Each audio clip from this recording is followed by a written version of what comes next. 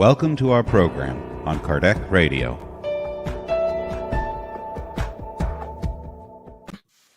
Hello, dear friends. Welcome, welcome, welcome, welcome. As we begin the Spiritist Society of Virginia's Friday Inspirational Talks, we'd like to remind you before we begin that we have different days for different programs.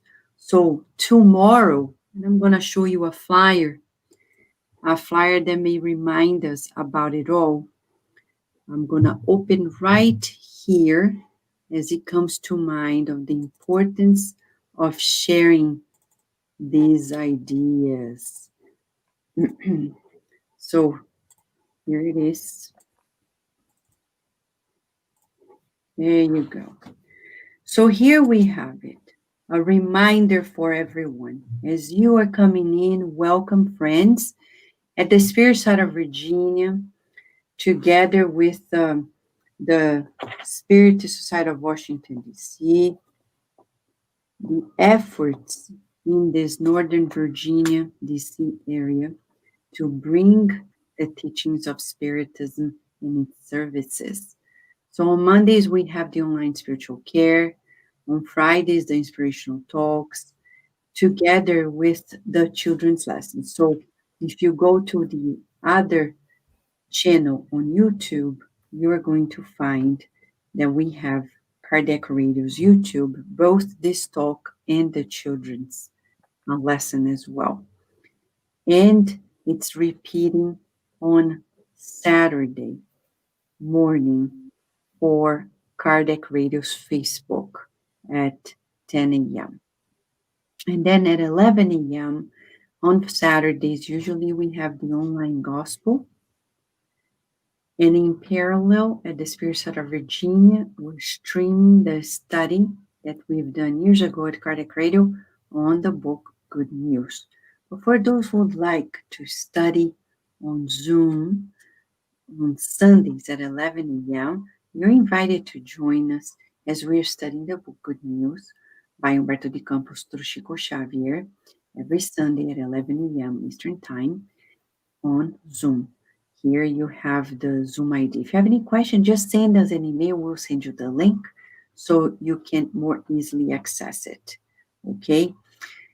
So if you need anything in particular, like fraternal assistance, write an email to the Spiritist Society of Virginia, which is info@ssvirginia.org, and we will reply to you with an appointment in which we can talk either over the phone or through Zoom. Okay? I see Danny Pion. Hello, friend. Hello, Narciso. How are you? So welcome, friends. Those whom we can see and those whom we can't see or are on demand, a big hug to you. Let us begin our session today because we are celebrating today 216 years of Allan Kardec. Yeah, he's not here physically, but he is with us because he continues living on living. He does. 216 years. Kardec was born on October 3rd, 1904. And for us, it's a gift to have a spirit of his stature coming to the earth and doing his unique works. Nobody was able to do what he did, and we are here benefiting from it at Kardec Radio, at the Spirit Society of Virginia, in Spiritism as a whole. To kickstart our moment together, which is a therapeutic healing study session, Paloma is going to read for us a message to help us stay here together. Right, Paloma? Yes. And we're reading a message from the book, Our Daily Bread, chapter 25, On the Path. And those who are on the path are the ones in whom the word has been sown, but having heard it, Satan soon comes and takes away the word that had been sown in them. Jesus. Jesus is our perennial path leading to divine love. Joining him are all the hope-filled spirits of goodwill, sincere adherents of the sanctifying way. From this blessed and eternal path come the seeds of the heavenly light given to ordinary men and women. It is crucial for people to be aware of this, so that this treasure does not slip by unnoticed. The sanctifying seed will always appear in the midst of the most varied circumstances. Just as the generous wind freely spreads the principles of life among the plants, the invisible kindness provides all hearts the opportunity of accessing the path of love. Nearly always, the divine spark appears in ordinary daily activities, in a book, in an insignificant incident at work, or in the timely remark by a friend.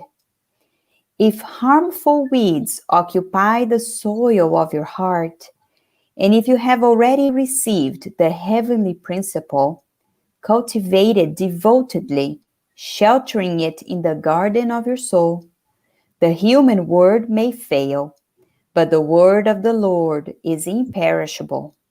Accept it and comply with it, because if you flee from the imperatives of the eternal life, sooner or later the angel of affliction will visit your spirit, indicating new paths to follow. Wonderful, Paloma. Let us now together pray. All right, friends, let us pray here together. Putting some music here. All right.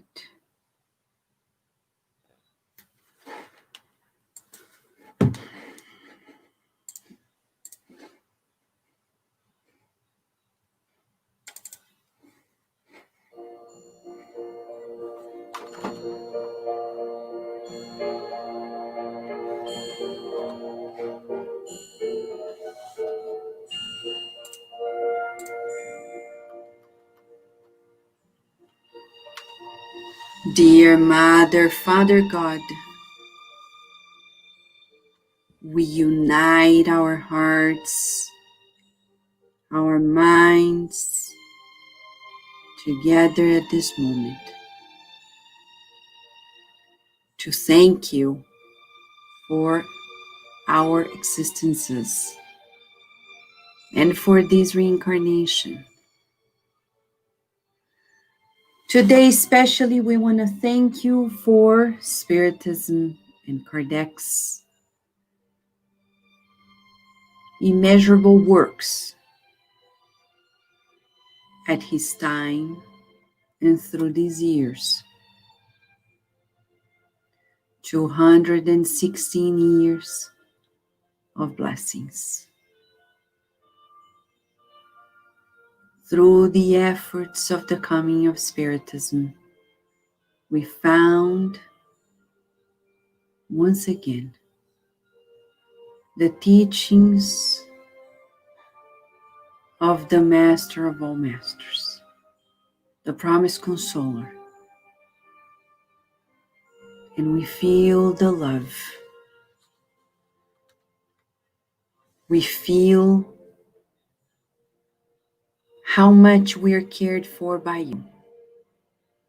And at this moment on earth, where many suffer immensely,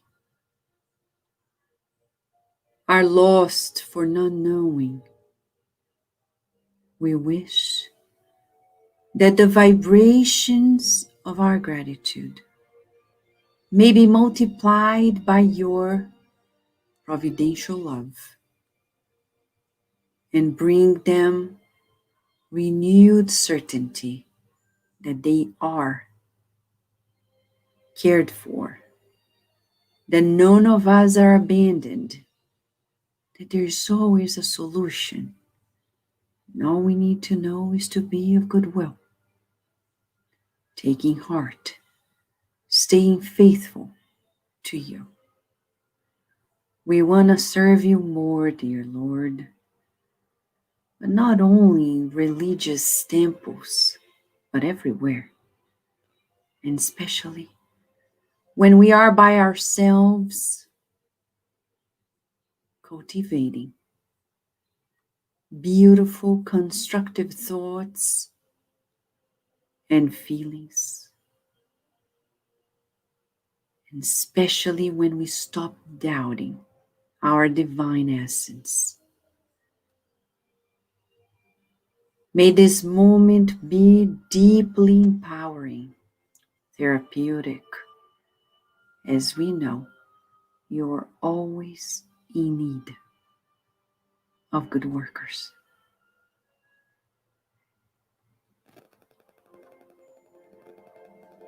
May we stay under your guidance, feeling your protection as you grant us the permission to begin this session tonight. And so be it.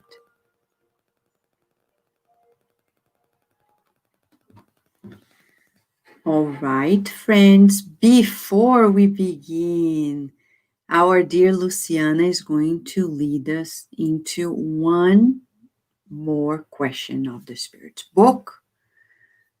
And it's the Spirit's book moment, right, Lu? Right. We're starting this beautiful time with the mentors, with the doctors, right?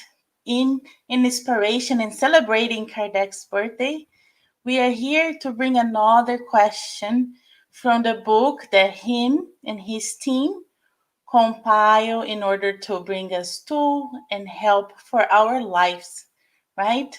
We have been studying this book day in, day out, and it's always new how the spirits come and help us and guide us while we are doing these study sessions. And today we are studying question 908 that Kardec, very wise, as the spirits. And as Daisy mentioned to us last week, we are studying the part of the passions. So we all have passions in our life, and it's important for us to learn about it and know how we can work and deal in this inner journey that we are always being called. So, question 908 that Kardec asked the spirit: how may we define the limit at which the passion ceases to be good or bad? So there is a limit, right? So let us see what the spirits comes and tell us. The spirits reply to us: the passion are like a horse that is useful when controlled, but dangerous when its controllers. You can recognize when a passion becomes harmful at the moment in which you cease to govern it, and when it results in any injury to yourself or others. And the spirit continues: the passion are levers that increase humans' power tenfold and help them to fulfill the design of providence. However, if instead of directing their passion, they allow themselves to be directed by them, they fall into excess, and the very power which in their hands could have done good falls upon them and crushes them instead. All the passions have their principle in a sentiment or need of nature. Therefore, the principle of passions is not evil, because it rests upon one of the providential conditions of our existence. Passion per se is the exaggeration of a need or sentiment. It is in the excess and not in the cause, and such excess becomes evil when results in some kind of evil. Every passion that brings us near to the animal nature takes us further from the spiritual nature. Every sentiment that lifts us above the animal nature announce the predominance of the spirit over matter, and draw us closer to perfection. So how clear the good spirits are to us. Everything there is a limit, and here they give us two poles that we can help us to continue. The mentors, we are always being receiving this guidance and help so we can better make choices in this reincarnation. So all the time that we are going and doing something that is we are passionate about it, as long as it's bringing us to a higher spheres, lifting us our spirit and taking our animalistic tendencies and leaving behind those animalistic tendencies, this is helping us to progress. So always use this measure that the good spirits brought to us. If it's bring us closer to the spiritual realms, to the spiritual things, we are doing good. But if it's bringing us down closer to the animal natures that we had in the past and still have inside of us, we need to change and modify this passion that we have inside. So today, this is what the spirits and Kardec has brought to us to start this study session. Thank you, Luciana. Thank you for helping us. Now we would like to share with our friends. Okay, we're going to celebrate Kardec, his birthday, by revisiting some insights he brought. Of course, throughout the books, Kardec brings to us many insights, lots of it. But for us, we need to select a few. For you who are home and you are a spiritist, or you are willing to embrace spiritism as a cause for your life, not only a cause, but a way of living, and you want to serve under its principles, what to do, right? It's so interesting because Spiritism, you don't need to take courses to begin a center, to start being a practitioner. You don't. We don't. But there are rules of engagement. Yes, there are. And those who observe Kardec's teachings will always be well guided. Nowadays, because through the internet, we are exposed to lots of talks, lots of books that are titled under Spiritist. The word spirit is the label. People who decide to do programs here and there and elsewhere, how do we know what is aligned and what is not? Because if we simply follow people just because they are doing and we do the same, very likely we're going to make a mistake because we can't follow what people do. Even those who are renowned speakers, renowned writers, renowned mediums.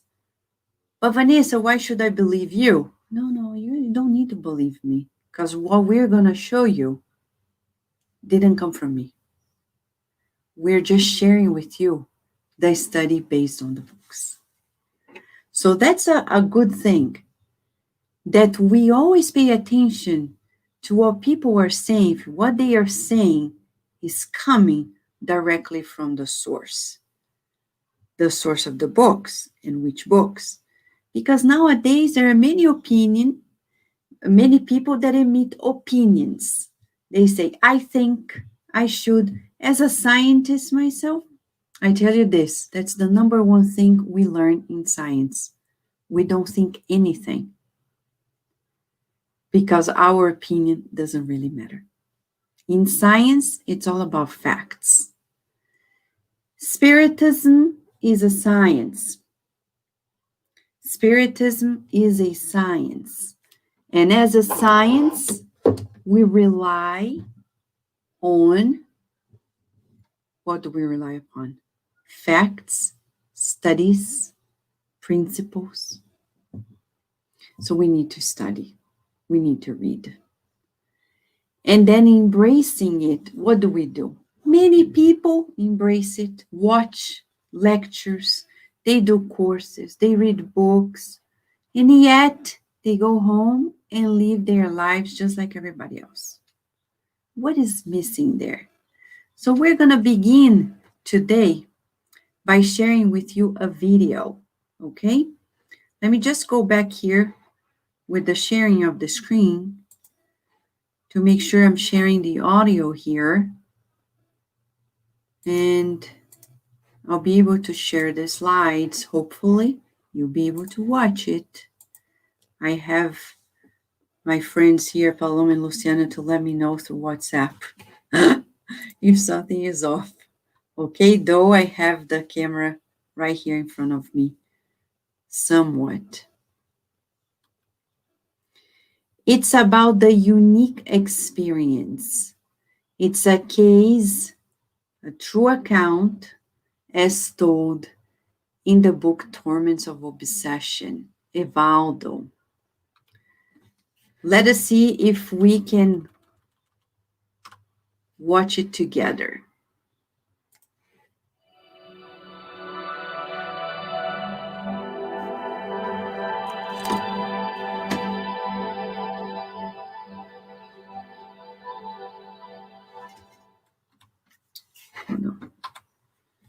Hold on, friends. Yeah. Let me share solely this. Okay. Again, one more time.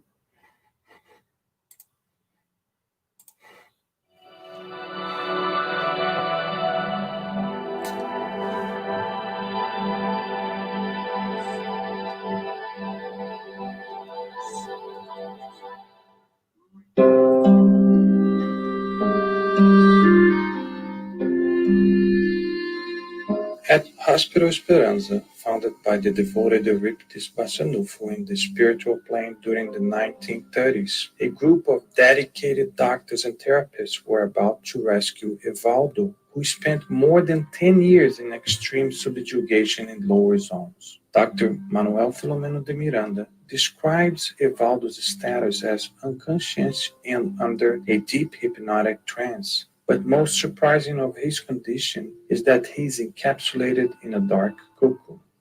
What is this cocoon? Asked Dr. Miranda to Dr. Messer, the coordinating surgeon.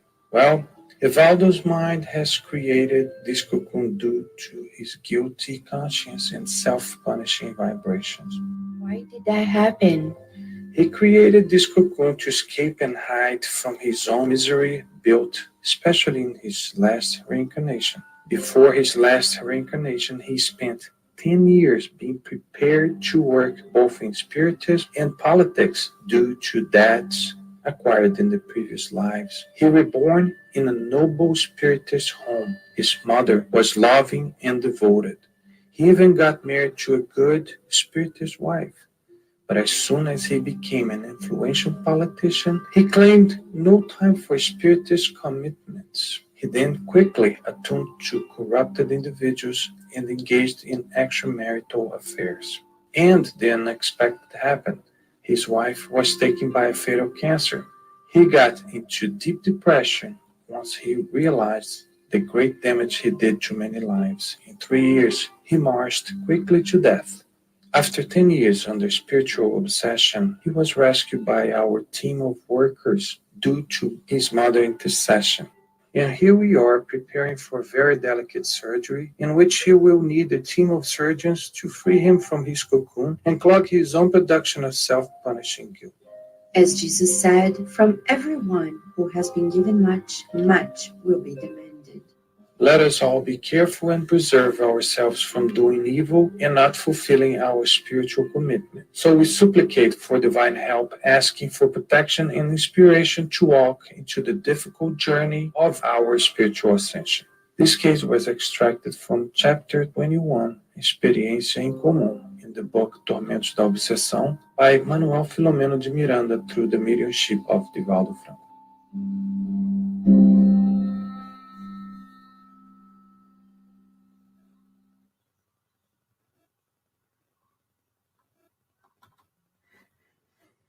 Wow.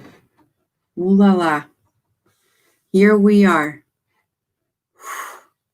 What an experience, huh? Yeah. And people are like, whoa, is that real? It is real. Super real. And the problem here is many people are like Evaldo. We're not talking about political corruption, but like Evaldo, they are prepared. They say they want to do something different. They reincarnate and they prioritize their material life. They go to the Spiritist centers. They pray, yada, yada, yada, and then they go back and they just go prioritize their material goals. And sooner than they expect, they make decisions that they regret. That probably is kind of approved by people in society. And then, at the end of the day, life cannot be happy. So, let us revisit for us what we're doing with the teachings of Spiritism, shall we? Let us revisit what Spiritism is all about. So, first and foremost, Spiritism is the promise consoler. When Jesus was here with us, he said, I am not able to tell you everything, but I will bring to you the promise consoler that will stay with you until the end of times.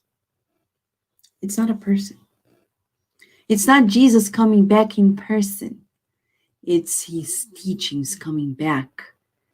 Yes, he's coming back to us right now as we speak of it, because now we understand what it means.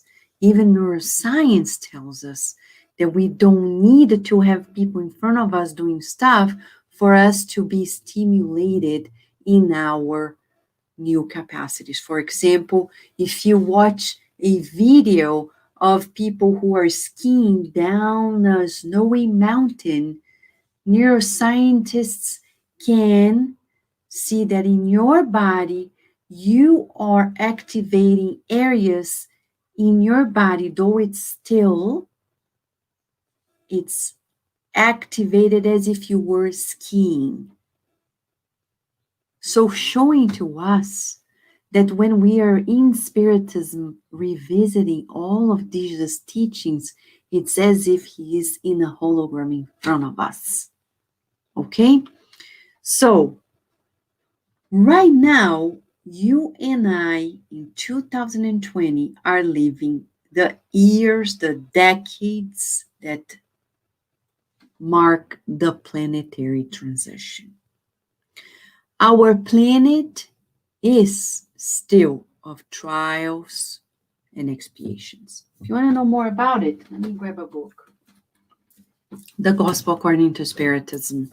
Go to chapter 3 and read about the characteristics of our planet. This planet is still filled with challenges. Evil still prevails, but we're changing the game. It's moving forward. Soon, maybe in 30, 40 decades, according to the spirits, we will more officially enter a regenerative world. What does that mean? It means that right now, our planet in this transition is receiving noble spirits who are reincarnating. According to Divaldo Franco, for example, we know that Victor Hugo is reincarnated. According to Chico Xavier, we know Emmanuel is reincarnated. He's 20 years of age somewhere in this world. And many more. They are going to help with lots of other spirits throughout the world change all the sectors of our society. with our help. Don't think that they can do things without us, because look at Jesus. He came, people didn't recognize, they created somewhat an embarrassment to the plan, to say the least. So we need to cooperate. The new generations cannot do this work without our help. So right now, to help us in this transition, there are 3 elements that we need to pay attention. Our reconciliation with our enemies, beginning with the enemies within ourselves. There is an enemy within because in previous lives, we've done things, we did things we don't approve to date. And we have that guilt, that sense of shame. We don't know where it comes from. So we need to reconcile with ourselves. We need to reconcile with others as well, from previous lives and this life. Go to the book, Sex and Destiny, and you're going to see a woman named Beatrice who dies at the beginning of the book. She's a good wife, good mom, has cancer and dies. And you're like, oh my gosh, how come she's such a good wife? But then sometime later in the book, in the spiritual realm, they show to us in a regression that Beatrice still holds a lot of anger, still, towards a woman in the past, people in the past who were not the nicest. See? Some people think that just by going through cancer, going through difficulties, going through challenges, they're going to come to terms with their guilt conscience. We will not. And it's not only about what other people do, it's also about how we feel about what they do. Because if people make a mistake and we cultivate anger, resentment, lack of forgiveness, then it becomes our mistake. So we need to work in this planetary transition, reconciliation with our enemies. Then 2, understand that the diseases that are happening now, we see cancer everywhere nowadays. You talk to a physician was telling me the other day, said, when I was in medical school, I barely heard of it. And nowadays, every patient I meet, I see it. And I wonder why. It's not only about the food we eat, the bad habits. It's also about expunging everything that we don't need anymore. Of course, we don't want to be sick. But diseases are means to drain the disturbances from our soul. Blessed are the afflicted. As Emmanuel says in the book, Harvest of Light, Affliction and Tranquility, he says, we need to value our afflictions, learn the lessons, and accept as opportunities to march towards God. It's a new way of seeing it. And finally, understand that natural disasters will happen, sometimes as often as can be, as a wake-up call, and to expedite this selection, those who do not want to conform with the mindset of the planet of regeneration, they will be invited to another school, another planet in this universe, because planet Earth is changing. So for many people, this may be the last reincarnation on Earth. We don't know. And we're saying this not to scare anybody, but just think, either we abide to the call of peacemaking on Earth, or it's going to be very hard to stay on Earth. For those who say, yay, great, this transference to another planet means a planet that is less evolved than the Earth. So it's like the planet of the apes. No wonder Hollywood made this, because it is in the collective unconscious already, a warning that if we do not follow through these teachings, we will sooner or later be transferred to a plane that is less evolved, like it happened to the earth. At the beginning of times, in ancient civilizations on earth, and ancient Egypt, ancient Greece, ancient Hebrews, ancient India, ancient China, when there was a lot of wisdom back there, where did that come from? It came from spirits that were in other planets, in their planetary transition.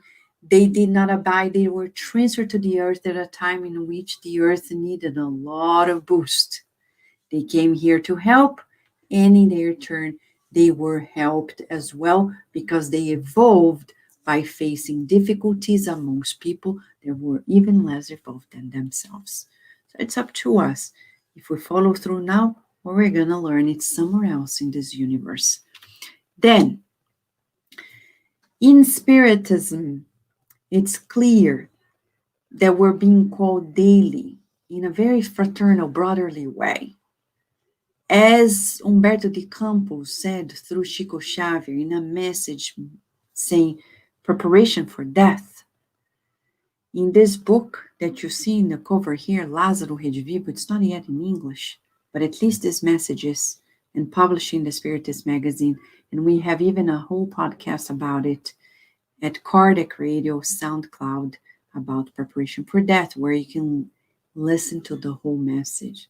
And it says basically that when we're on earth, we need to focus on this, to do good as much as possible, to preserve our clean conscience, and cultivate it daily.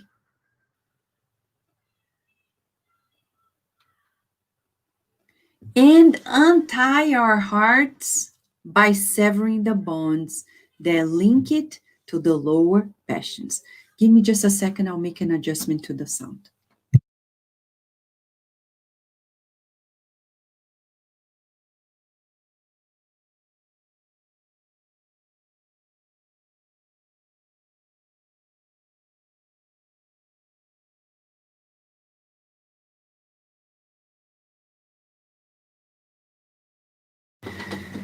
Thank you, friends.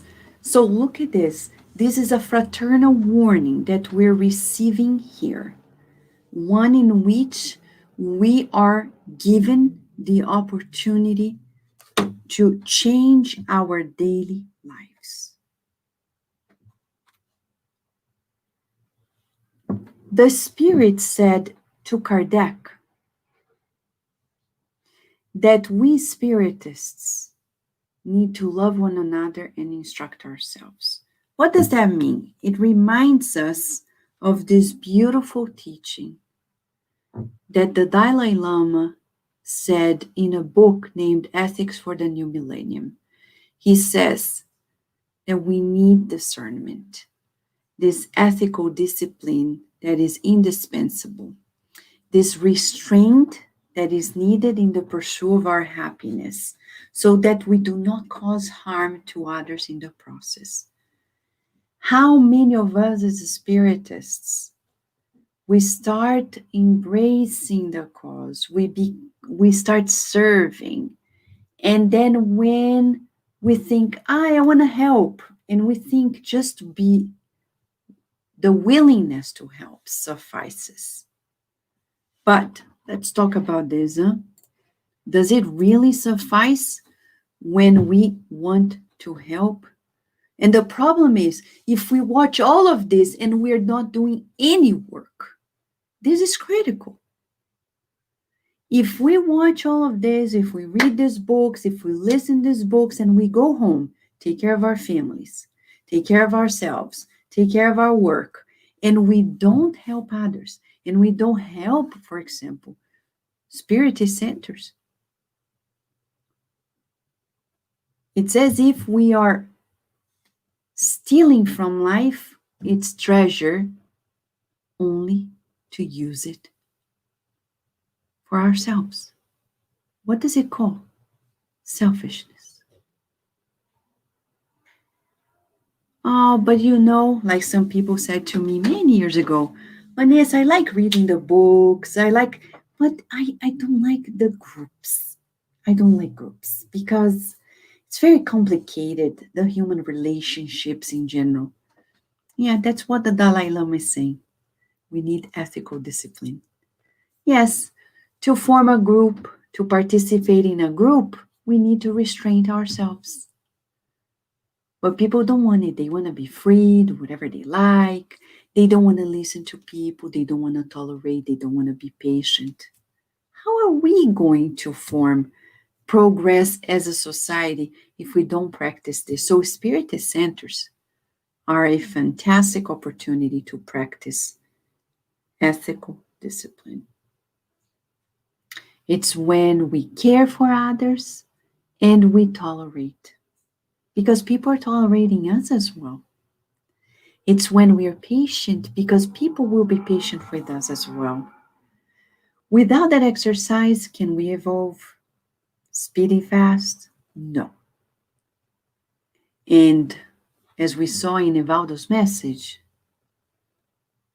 those who only mind their business without caring for other people's business, they fail, especially us Spiritists. The message is clear. One day, Professor Eurípides Barçanufo, a renowned Spiritist, born in Sacramento, Brazil, not California, Sacramento, Minas Gerais, Brazil, beautiful city. He, in one night when he was sleeping, he felt himself like going higher and higher and higher and higher and higher. And when he sees it, he sees the image of the Christ in front of him. He knelt down and was so joyful and reverent. He started crying out of joy. The emotion was such. But then at some point, he glances at Jesus' face and sees that Jesus is also crying. He turns to the master and asks, "Master, are you crying out of joy?" And Jesus says, "No. I'm crying to see those who know the message and do not apply it." Melancholy. That's the feeling. So sad. Of course, he feels compassion for us. But why are we here then? So Kardec, born in 1904, on October 3rd, when he became a Spiritist, of course, the first Spiritist, he's the one that coined the term. On April 18th, 1857, when he published the Spirit's book, he realizes that it's impossible to cherish all of these teachings by himself alone with his wife and friends. So in January of 1858, he creates the first Spiritist society in this world. Why? To create a sect and a cult? No, it's nothing to do with it. As an educator, he understands that a science needs a particular space to continue observing the effects of its science, building it, doing its experiments, and applying its teachings. It's as if he opened a school, but it's also a hospital, because Spiritist centers are places where we are rescued in our need for healing. And it's a temple where we cherish our communion with God. And it's also an office, a workplace, a workshop where we can help others by putting our potentialities out. So, we understand that to go through this, we need discipline. What kind of discipline is this? Let's see. It's this discipline that Emmanuel told Chico Xavier. When Chico Xavier was 17 and asked the Spirit Emmanuel, I want to help with Spiritism. Like many of us, yay, we're so excited. We entered the Spiritist Center. I want to help. It's so beautiful. Hold your horses, because Emmanuel says, discipline, my friend. How many times did he say it? Many. Not only 3, because he talked about 3 dimensions. Discipline of the mind, of the heart, and of our actions. So we can't simply, yay, I want to help in the way I want. No, there are rules. We're working together. We need coherence. That's why Mentor Joseph, years ago, he says, in the line of thoughts of Emmanuel regarding discipline, that we need coherence to help, to strive to achieve this coherence in alignment of thoughts and feelings, words and actions. And it is a possible thing to do every day, not only inside the Spiritist Center.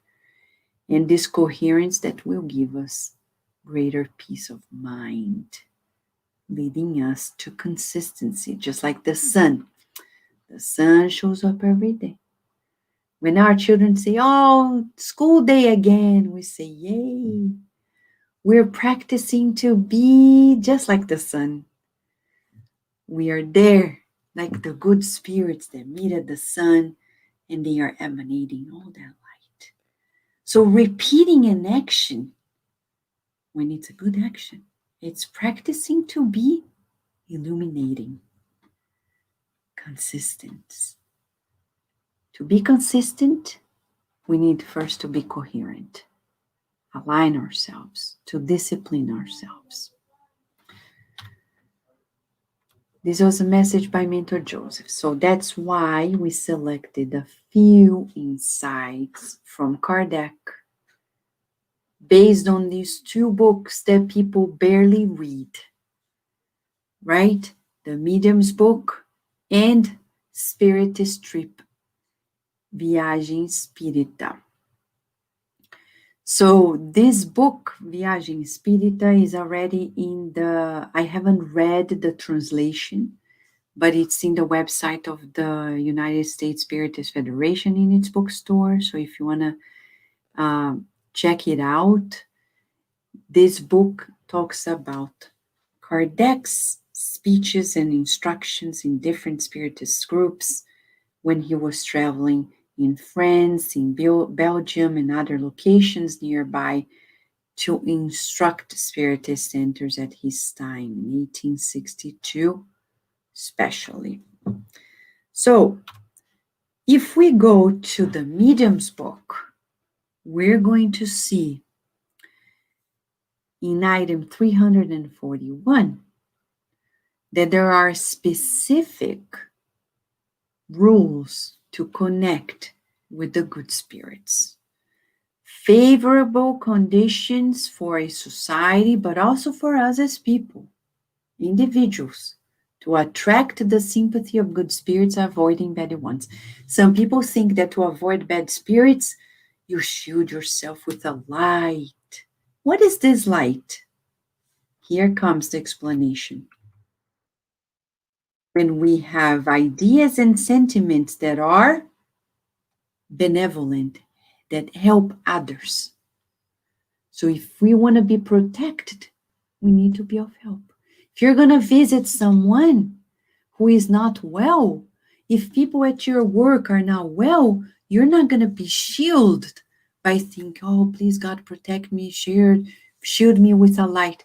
Have good thoughts and feelings towards the people that are not well. Thus will be shielded. Rejection of every sentiment contrary to true Christian charity. How are we going to attract good spirits in a spiritist group if I look at other people and I don't like them, I don't accept them as for whom they are, and especially a single desire to learn and improve through good spirits' teachings and taking advantage of their counsels. If the good spirits say, discipline yourself, help others, make sure that you have good thoughts and feelings, and we don't follow through, the good spirits do not connect with us. Why? Because our Wi-Fi is very weak. How is your Wi-Fi doing as an individual? Let's do a self-check. The bar, is the bar like 3 bars, 4 bars, or is it just one tiny bit or none? Are we turned off? Because we won't connect with good spirits just because we pray, read a book, and do what everybody else does on earth. We will connect with good spirits who want to help people if we want to help people. If we have good thoughts and feelings, if we make efforts to follow through their counsels. If they are saying forgive, forgive. If they are saying reconcile, reconcile. If they are saying to us, let us make sure that we produce good thoughts and feelings about that person, let's do so. By cursing people, by judging people, by being judgmental to people, we're not going to be able to connect with good spirits all that often. They want to help us, but our Wi-Fi doesn't have strength to connect. So in the book, Spiritist Trip, Kardec gives advices and rules to us, to groups, but to us as individuals. Let's see some of them. First of all, he says to Spiritists, because now we have Spiritists throughout the world. Many don't have a Spiritist center, but now we are all on the internet. You can connect to all and any group you want through the internet, in any country in this world, because everyone is online. So not being affiliated with any group is not very wise at this moment on earth, because this is a single opportunity to be affiliated. But then when we affiliate ourselves, he says the first condition is to form a group of serious people, however restricted may be. If you go to the Merriam-Webster, he says serious means thoughtful, subdued in appearance or manner. There are many people who engage in Spiritist groups, and it seems like a club, sometimes a club of Brazilians, and forgive me for saying this, nothing against it, but people who miss their homeland, and they gather together because that's the place where they feel like they can remember the things of their homeland, but the Spiritist Center is not about that. Because that's selfish. If we create a group or sustain a Spiritist group just for that purpose, it's a club. It's not serious. Who says it? Kardec only? No, Dr. Bezerra de Menezes. In a beautiful preface to a book that is yet to be in English by Sueli Cara Schubert, Spiritual Dimensions of the Spiritist Center. He says, if people are gathering together to eat together, that's why at the Spirit Center of Virginia, we don't eat inside of the conference room. Why? Because that's not a place to eat physically, but to nourish ourselves spiritually.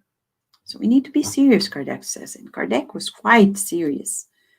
So he says, 5 or 6 informed and sincere members who understand the truths of the Spiritist doctrine and are united with the same intention are worth 100 times more than the inclusion in this group of onlookers and indifferent people.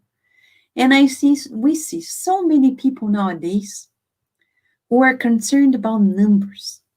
How many people are in your center? Jesus never worried about numbers, and he has a message in the book of News talking about numbers. He says, who cares about the numbers? It's about the quality of our unity here. And that was the master, the governor of our planet. So why do we care about it? What is important is that the people who are there, they are serious, they are committed, they are practicing the teachings, then having many people that come and go just out of entertainment or selfish needs solely, without a higher ideal. He says more. The ultimate goal of a center's regulation should be concentration, maintenance of perfect order. Listen to his words. Maintenance of perfect order, removal of any person who does not have serious intentions, and let me fix it. Does not have serious intentions, and could become a cause of disturbance. Are you surprised with that?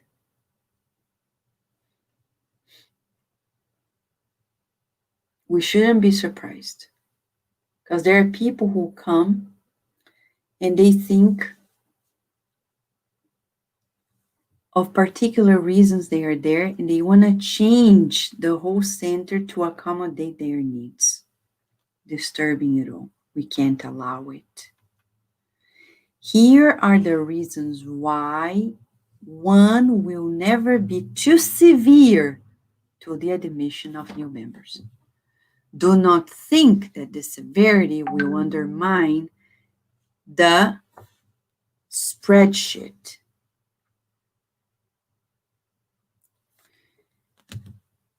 To the spread of Spiritism. Quite the contrary, serious meetings are those that make more proselytes. Think about it. Kardec is asking us to think together of the reasons why we're studying Spiritism right here online. Some people are worried about numbers, right? But what if we make this conversation here a 5-minute conversation, and then millions of people were going to watch it, but there's no depth? So that's why at Kardec Radio, for example, the experimenters never worry about the number of viewers we have. It's been 9 years. We see the growth, it's clear. But we never worry about it. We don't do marketing. We just share the news. Why? Because the people who come, they need to come because they need a message. Because it's important for them. Not because we are entertaining them. Because Spiritism doesn't come to entertain us. I know, and we know, you and I, that we could be a clown here, making jokes, making everybody laugh, having thousands of people. And yet, how deep would it be? How deep is your love for Spiritism? How many people come and go, come and go, come and go? We're talking about creating new minds that are serious. They want to be multipliers. They want to be advocates for the cause. So we give them instruments, tools, so we can more and more people spread it out. That's Kardec's mindset. That was Jesus' mindset. He selected 12. He didn't select 10,000. 12. It was like a mediumistic group. And forming the current. And then after that to 70, and then 500, now the whole world being invited to the cause in Spiritist centers. The goal is to reach out to those who want to know it, to those who need it. We're not here to attract people for a minute watch. What's the purpose? What's the benefit? And it's also pretentious, because then we're going to try to be better than the master. We can't convince people of loving one another in a minute clip. And we're not here to convince anybody, but to share, to empower. And as Humberto de Campos shares in one of his books, Among Brothers of Other Lands, it's about boosting the discernment, the light of discernment, making freeing consciences. All right? So here we have a little more, just a little more.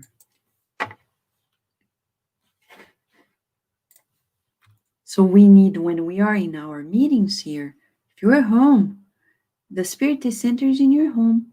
We know that people may be doing other things, and even you, dinner time, lunch time, etc. But remember, if this is the meeting time, stay there, concentrated. This is time for us to discipline ourselves to another level. And he adds a little more, that everything in the center must be done religiously, every session. We at the Spirit Center of Virginia, we observe these recommendations and we try our hardest to follow through, as much as Kardec Radio, the Spiritist group in DC, to do everything very conscientiously. When silence, concentration should be observed during the sessions. And all silly questions, futile questions of personal interest or of curiosity are prohibited. These are Kardec's words, as well as those who do not have an instructional purpose. How often we have study groups and people start talking about their personal lives. It's not time for this. A study group is not a therapy session for us, not in that sense. We can't be that selfish to use the collective time to vent our problems. We need to ask the counselors, the people who do fraternal assistance to help us before or after the meetings, but not during the meeting.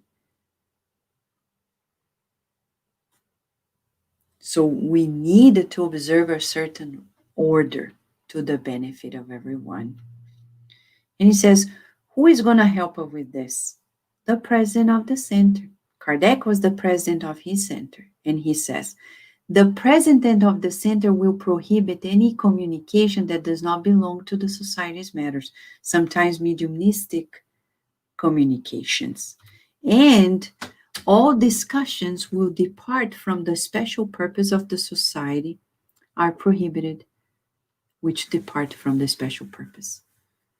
So you see how in Kardec's view, we as Spiritists, when we gather together, there are certain rules of engagement that will benefit the flow of this meeting, making it very efficient in two realms. Anyone who would like to speak in a meeting should do so with solely consent of the president. These are Kardec's words.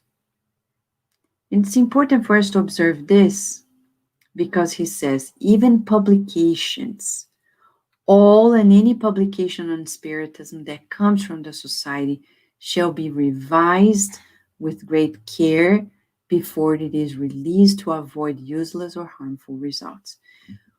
What is he saying here, publication? Now we have social media, right? Emails, WhatsApp. So before anybody releases any communication that regards the society, we need an agreement here. Because it's a science. As a scientist, if I want to publish any paper, I will submit to that journal, to that magazine, and they will have peer group revising it, sending it back, and I will either have it published right away or make adjustments or be rejected. Because we need to think it's a science. Oh, but I wrote a beautiful thing and I want everybody to see it. Kardec would say, no, we need to see it first before we publish it. Discipline, discipline, discipline.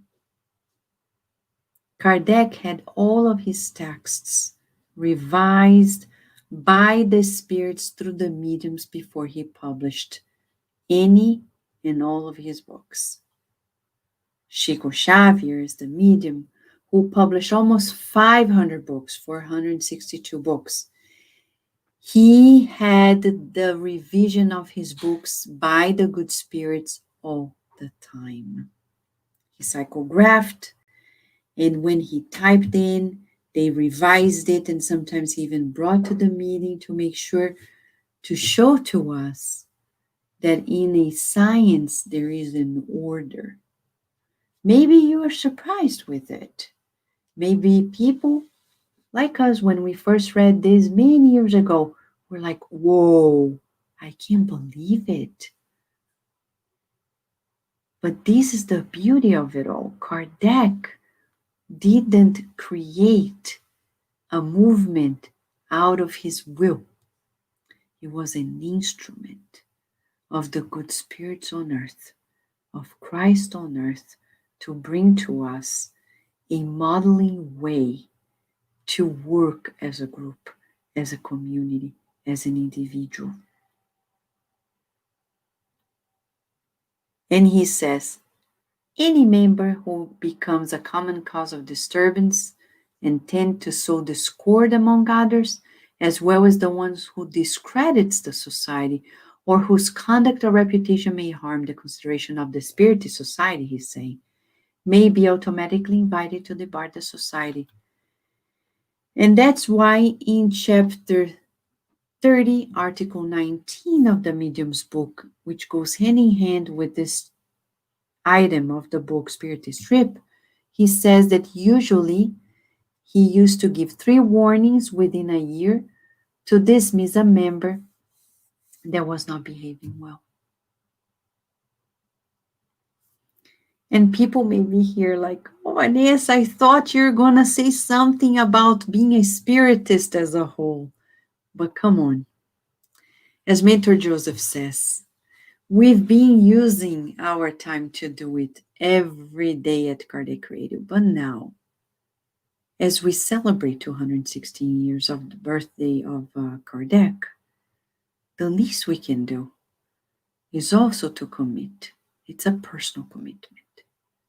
A commitment to forget about our daily needs and spend time reaching out to others through Spiritism as well, because it brings so much light to our lives.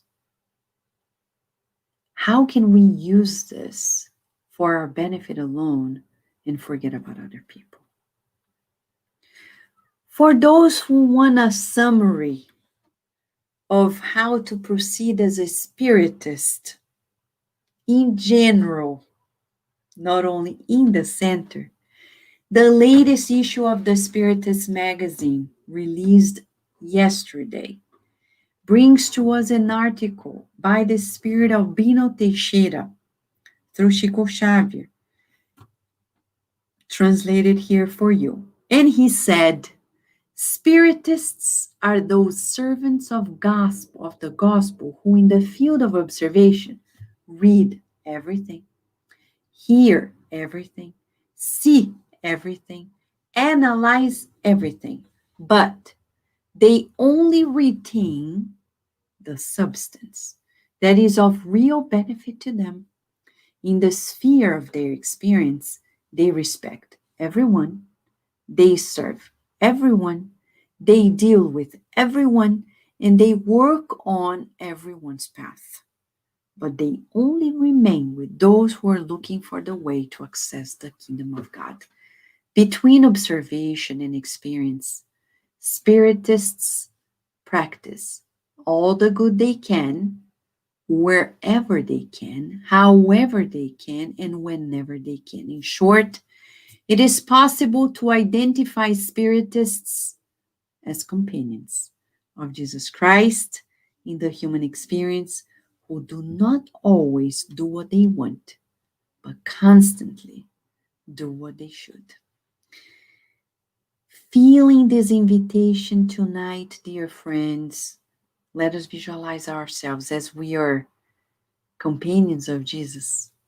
Let us visualize ourselves the embrace of Jesus. He is calling us tonight again, saying, come with me, help me, because earth needs you. And what you can do can only be done by you. It's intransferable. Nobody else can do. We're going to stop here to answer to questions, to make comments together as we have our team here to talk about it, right?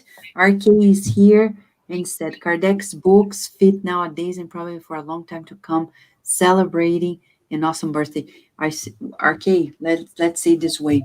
What is written in Kardec's books is universal. It says here in the gospel, not only for many years to come, but if you read it in Jupiter, it works the same. Though they are happy there, they would say, oh yeah, the gospel, of course, is our daily life.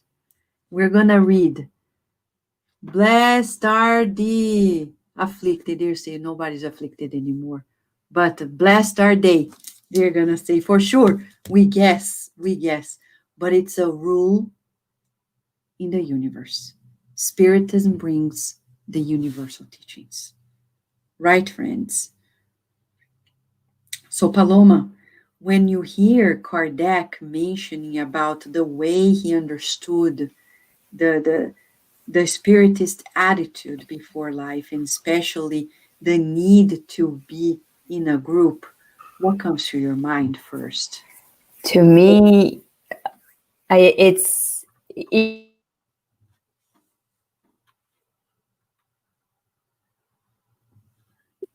the rules, it's always surprising to me that the attitude expected is so serious. This is not a game we're playing because we're dealing with lives. These are lives. It's our lives and people's lives. We're here together. All of us, the ones talking, the ones watching, and the many others in the world that we don't even know about. This is not a game. And Kardec understood that before Facebook existed.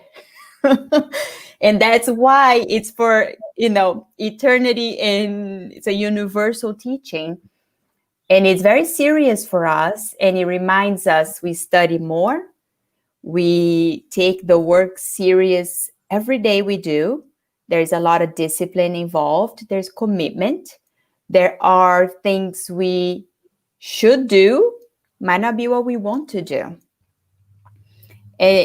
But on the other side, he tells us there's a lot that comes from it. It's not just you work, because whatever you give, you receive. He also explained that law in the Spirit's book, the law of action and reaction. So it's beautiful, it's complete. we can understand it, it's logical, and blessed is Kardec to bring all these teachings to us. Thank you, Paloma. And you, Luciana, what was the main highlight for you regarding Kardec's insights? Is this lesson that we needed to surrender, right? Because God is in control, everything comes from above towards us. And all these books, people are always asking us for messaging and guidance. All these books that Kardec, Chico Xavier, they all brought to us in giving us the instruction that we need in order to continue and to make us more aware and how we can become more coherent. And even like when we are in the mediumistic meeting, spirits comes to us, and going back what Paloma said, that this is a serious thing that we are doing. It's not a joke. It's everything is very serious, and we need to take serious and be responsible to everything that we are doing, because they are counting on us. And as you start this talk today, we need to take all the information that we are receiving and transform. Otherwise, we're just like wasting, right? All these teachings. So all the teachings that we are receiving, we need to put in practice. We need to change. And we're very thankful for Kardec for being this educator to organize this book in order for us to always have some place to go and to refer if we are in doubt. Yes, thank you.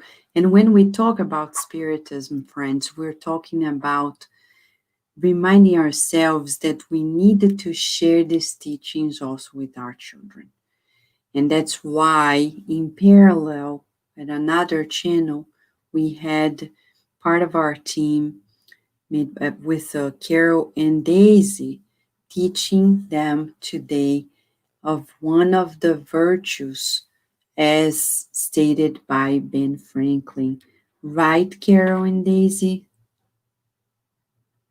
So, Carol, you want to share about which of the Yes, virtues it was? sure. We worked with the children on the virtue of sincerity, and it paralleled with the adult session beautifully because it goes hand in hand with Kardec's advice to all of us in terms of disciplining our thoughts, emotions, and actions and becoming coherent spirits. We told the children a lesson that we are learning ourselves, that it is very important to be truthful no matter what, even when things are hard, Yeah. and even when our first impulse is to do otherwise. So it was a beautiful lesson from Ben Franklin on coherence as well, right, Daisy? That's right, Carol. And it fits so perfectly with what we're discussing here because we reminded the kids, and as Carol said ourselves too, that in order to be honest and to be sincere, we need to be brave because we need to have the courage to say the truth no matter what.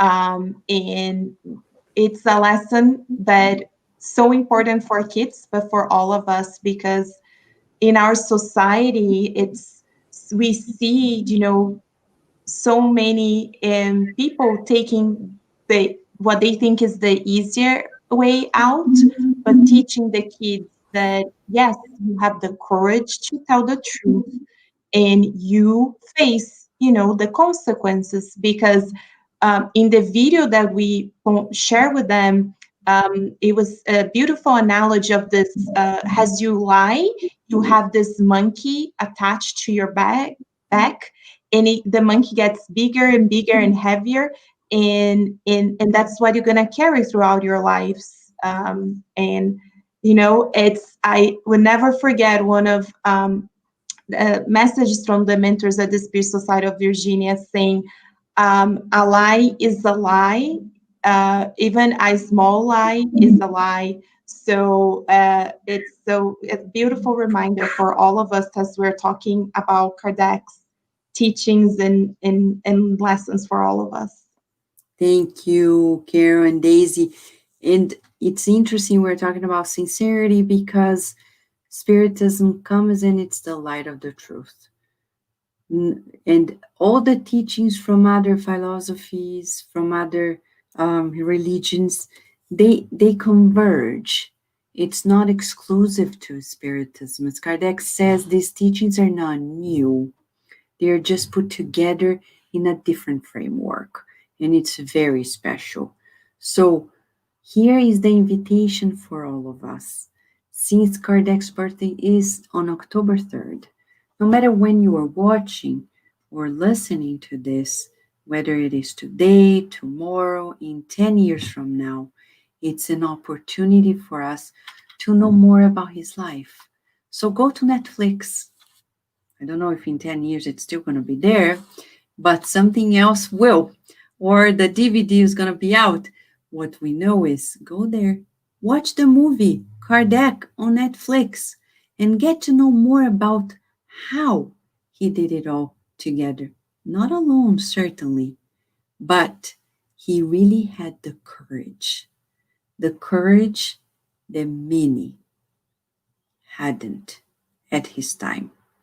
So we are being benefited from his courage, his sincerity, his commitment, and he brought to us Jesus in a totally pure form, because now we can see Jesus in a completely different way, out of the cross, without dogmas, in its purity, and the teachings of the Christ really empowering us.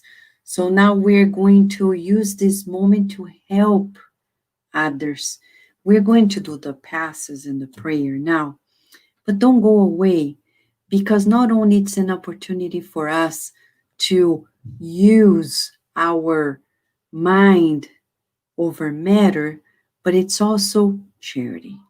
When we form this current of light together, the good spirits are using all of us in this intercontinental current that we form right now to benefit people in two realms, right?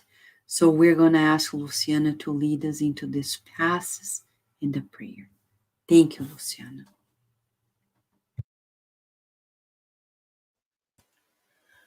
So let us close our eyes, dear friends, and feel this love that the doctors and nurses and our Master Jesus has prepared for us throughout this session.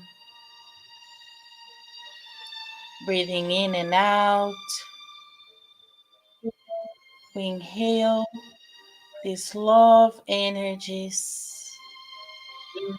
in which heals us in the physical and in the spiritual realm. We breathe out and let it go. Connections, thoughts form that were not very happy. As we continue breathing in this love of our Master Jesus, we feel that our body is expanding. We feel the warmth of His light that comes from His heart, reaching our physical body. This healing light from our Master Jesus is so powerful that heals us and helps us to heal our spirit that is in great need of nourishment.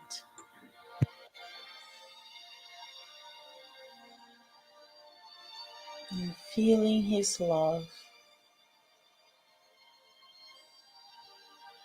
we can see that His love expand to our entire house,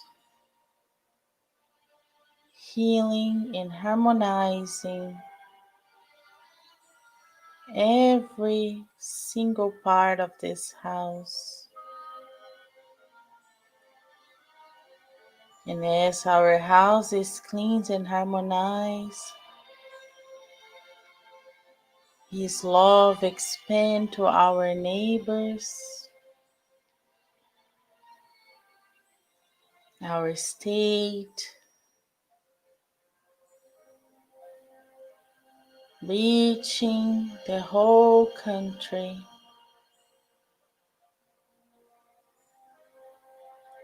And we can see and visualize this planet Earth being enveloped on the love and in this healing light of Master Jesus.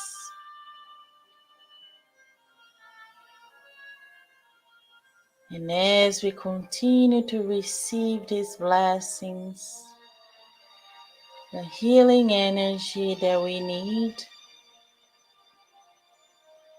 we feel lighter and part of His love. And in gratitude, together we pray to all our brothers and sisters in greater need,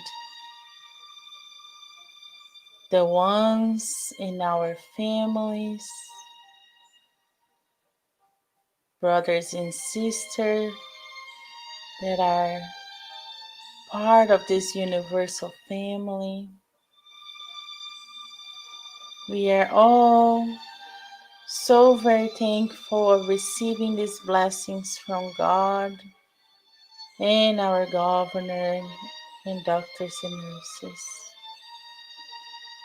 And as we pray for all of us,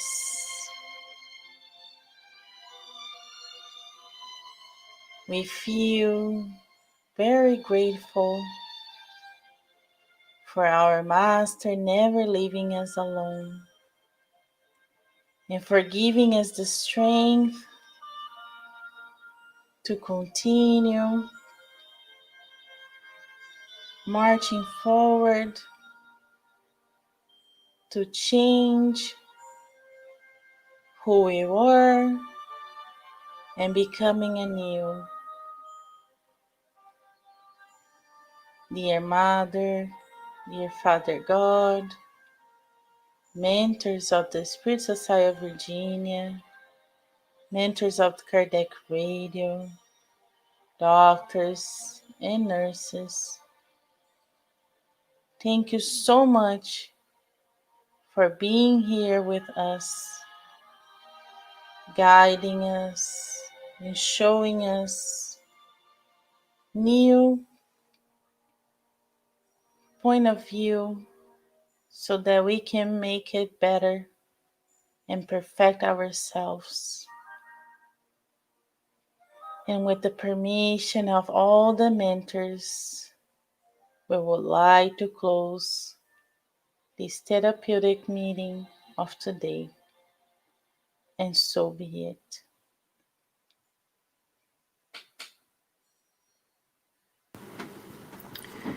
Thank you, friends, for being with us here today in one more Friday Inspirational Talk at the Spirit Society of Virginia and Kardec Radio.